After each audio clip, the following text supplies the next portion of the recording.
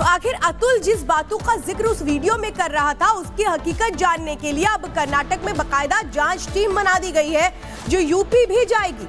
वहां पर जो अतुल की पत्नी जिस पर तमाम आरोप अतुल ने लगाए अपने उस वीडियो के जरिए उनसे पूछताछ की जाएगी। और इस मामले में आपको बता दें जो पुलिस का बयान है वो सामने आ चुका है। डीसीपी का बयान इस मामले में सामने आया है। इंजीनियर अतुल की खुदकुशी का ये मामला है जिस पर अब इन्वेस्टिगेशन तेज हो चुकी है। बाकायदा टीमों का गठन कर दिया गया है और ये टीम अब जांच करेंगी कि जो आरोप लगाए गए हैं उनकी हकीकत क्या है।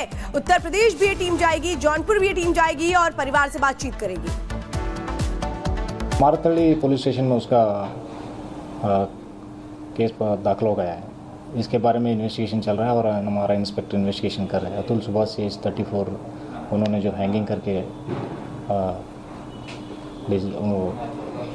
सुसाइड हो गया था, उसके बारे में छानबीन चल रहा है। इन्वेस्टिगेशन जो भी क्राइम सीन पे मिला है हमारा सोको टीम ने उसको लिफ्ट किया है, जिसमें टाइप्ड डेथ नोट है और उनका जो हाथ में से लिखा हुआ डेथ नोट भी है, वो सभी पार्ट ऑफ इन्वेस्टिगेशन किया है। उसके बारे में छानबीन चल रहा है। तो अतुल की मौत वाकई में देखा जाए तो कई तरह के सवाल खड़ी करती है। जिस पत्नी के साथ अतुल ने 7 जन्म निभाने की कस्में खाई थी उसी पत्नी ने अतुल के ऊपर कई संगीन आरोप लगाए जिसमें दहेज, हत्या की कोशिश जैसे आरोप भी शामिल हैं। 2 साल तक कोर्ट कचहरी के चक्कर अतुल काटता रहता है। 100 से ज्यादा तारीखें और लाखों रुपए का खर्च। आखिरकार अतुल सिस्टम से हार जाता है और हद तो तब हो जाती है जब चौंकाने वाले खुलासे अतुल अपनी मौत से पहले यानी कि सुसाइड से पहले जो उसने वीडियो शूट किया उस वीडियो के जरिए वो करता है। ऐसे में सवाल यहां पर यह खड़ा हो जाता है कि क्या सिस्टम की मार की वजह से अतुल अपना जीवन हार गया? क्या न्याय में देरी की वजह से अतुल ने अपनी जान ले ली? रिपोर्ट देखिए।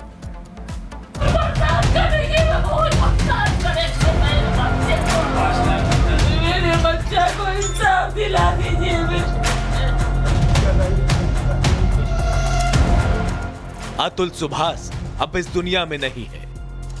कोर्ट में चल रही तलाक की लड़ाई जिंदगी और मौत की लड़ाई बन जाएगी, इसका अंदाजा तो शायद अतुल को भी नहीं था। लेकिन 2 साल से चल रहा केस, 100 से ज्यादा तारीखों और लाखों खर्च करने के बाद अतुल को अपनी जीवन लीला खत्म करना ज्यादा सही लगा। मेरा नाम अतुल सुभाष है। मैं तकरीबन 34 साल का हूँ। बैंगलोर में रहता हूँ। आज मैं सुसाइड कमिट करने जा रहा हूँ। 5 लाख कोई 10 लाख। वीडियो के अगले हिस्से में अतुल सुभाष ने प्रशासन और लचर व्यवस्था को इसका दोषी बताते हुए कहा कि आत्महत्या ही उसके लिए सबसे सही फैसला है। मुझे खुद को ही खत्म कर लेना बेस्ट है मेरे लिए, क्योंकि जो मैं पैसे कमा रहा हूँ उसी से मैं अपने दुश्मन को बलवान बना रहा हूँ। वही पैसे मुझे ही बर्बाद करने के लिए यूज हो रहे हैं और ये साइकिल बढ़ता ही रहेगा, है ना। मेरे ही टैक्सेस के पैसे से ये कोर्ट, ये पुलिस सिस्टम मुझे और मेरी फैमिली को और बाकी लोगों को भी हैरास करेगा जो अच्छे लोग। अतुल ने वीडियो में आगे अपनी अंतिम इच्छा भी जताई और कहा कि मेरी पत्नी और उसके परिवार की तरफ से कोई नहीं आना चाहिए। मेरे मरे हुए शरीर के आसपास मेरी पत्नी और उसका परिवार की तरफ से कोई नहीं आना चाहिए।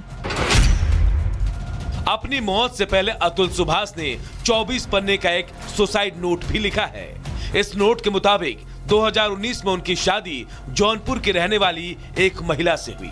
दावा है कि शादी के 2 साल बाद पत्नी ने दहेज, उत्पीड़न, हत्या से लेकर अप्राकृतिक यौन शोषण तक के केस दर्ज करा दिए। पत्नी मुद्दे को भटकाने का कुत्सित प्रयास है। This is a design to deviate the attention of the nation from the issue of the sovereignty of the country. देश की संप्रभुता पर जो खतरा है, आंतरिक और बाह्य सुरक्षा पर जो खतरा है और जिसमें कांग्रेस पार्टी का योगदान है, ये टूल बन करके, औजार बन करके उनका साथ दे रहे हैं, इस पर चर्चा होनी चाहिए। मैं यहाँ ये भी कहना चाहता हूँ कि संवैधानिक पदों पर हमारे चेयर पर जिस तरीके का आक्षेप कांग्रेस पार्टी ने लगाया है, ये भर्त्सना योग्य है। It should be condemned by all, one and all. It should be condemned. और ये इन्होंने चेयर की कभी रिस्पेक्ट नहीं की है, चाहे हाउस के अंदर हो चाहे हाउस के बाहर हो।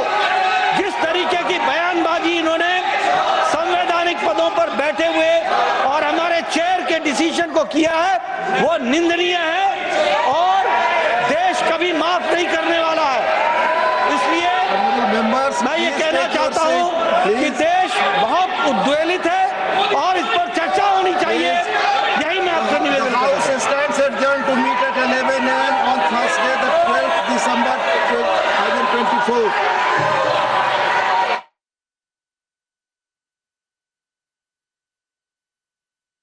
सदन की कार्यवाही स्थगित कर दी गई है।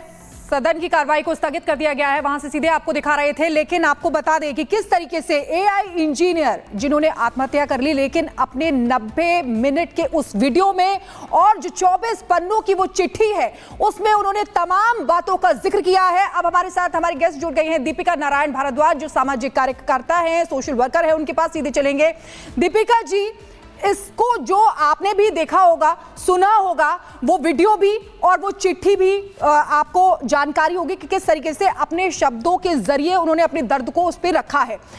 इसमें आप किसको जिम्मेदार मानती हैं कि इस तरीके से सुसाइड करने के लिए उन्हें मजबूर होना पड़े? क्या सिस्टम को या उनकी पत्नी? देखिए, उनके सुसाइड नोट में भी जिन लोगों का नाम लिखा हुआ है वो सब उनकी मौत के जिम्मेदार हैं, लेकिन सबसे ज़्यादा उनकी मौत के जिम्मेदार है हमारा सिस्टम, जो कि महिलाओं को अधिकार देते हैं ऐसे कानूनों को दुरुपयोग करने का। उनके खिलाफ कोई कार्रवाई नहीं होती है। कितने भी झूठ डाल के, फैब्रिकेटेड एलिगेशंस कंकॉक्ट करके एफआईआर दर्ज करवाई जा सकती है हमारी कंट्री में। और अतुल एक नहीं 3 साल से इस तरह की एलिगेशंस को झेल रहे थे। उन्होंने कहीं ना कहीं हार मान ली, क्योंकि पूरा का पूरा सिस्टम स्टैक्ड हो जाता है आदमी के खिलाफ। 1 नहीं, 2 नहीं, 3 नहीं, 9 मुकदमे 2 साल में, 120 तारीख। किस हद तक इंसान लड़े? एक मिडिल क्लास इंसान जिसको अपने पेरेंट्स की भी रिस्पॉन्सिबिलिटी निभानी है, जिसको अपने परिवार की भी रिस्पॉन्सिबिलिटी निभानी है, जो इसलिए शादी करता है कि उनको लाइफ पार्टनर मिलेगा, बट वो लाइफ पार्टनर उनको सुसाइड की कगार तक पहुंचा देता है। ये सिर्फ अतुल सुभाष की कहानी नहीं है, ये आज के समय पे हजारों चिंताजनक है। सोचिए, एक शख्स अपनी मौत से पहले वीडियो बना रहा है, किस तरह से वो मजबूर हुआ, परेशान हुआ, और परिवार वालों को उसने क्या क्या बताया उसके पहले। सीधे हमारे साथ इस वक्त उनके भाई जुड़ चुके हैं। मैं आपसे विकास जी यही सबसे पहले जानना चाहती हूँ कि जिस तरह से उन्होंने जिक्र किया कोर्ट का, जज का, बहुत सारी बातों का उन्होंने जिक्र किया कि ये स्थिति बनी क्योंकि उन्हें सुसाइड करना पड़ा।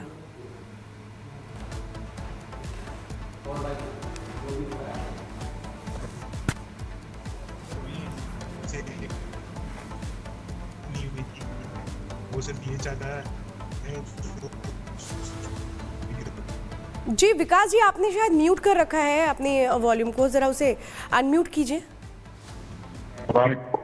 जी आपकी आवाज आ रही है। हाँ, बताइए आप कि क्यों हुआ ये।